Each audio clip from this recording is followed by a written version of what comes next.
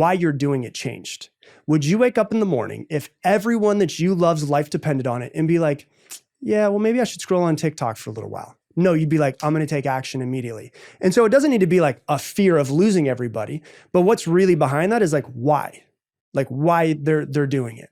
Like if I give a reflection of anyone who doesn't know Jay, like you're one of the hardest working people I've ever met, but you have a really strong why, right? And that's like one of the best parts about it, where it's like, when I see Jay, I'm like, this guy he has this internal feeling of like, I want to change the world. And you work so hard trying to do it.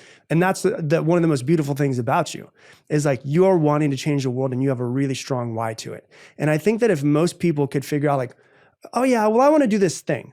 Why do you want to do it? And my very first one-on-one coach used to say to me, he would say, what's your why? What's your why? Why are you doing this? Why are you doing this? He would like hammer it home in my head. And I was like, why do you ask this so much? And he would always say, because if your why is strong enough, your how will reveal itself.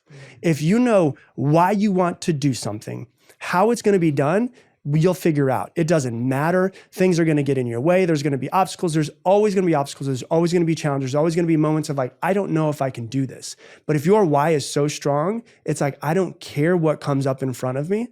I'm going to get it done. Like most people, they want to be motivated. And I have come to hate the word motivation because motivation's so fleeting. Like we can wake up and we can listen to a podcast where we can get, read something and be motivated. And then something can happen to us and it's gone. It just disappears. What I want to be is I want to be driven. Like when you see a driven person, like you see it in their eyes, like, yeah, they're not stopping. And the difference between a motivated person and a driven person is that the driven person has this why that they want to see have happen in the world or in their life or for their family. And so I think if people are like, I want to accomplish this goal, the very next question is why? And then go why, and go deeper into it.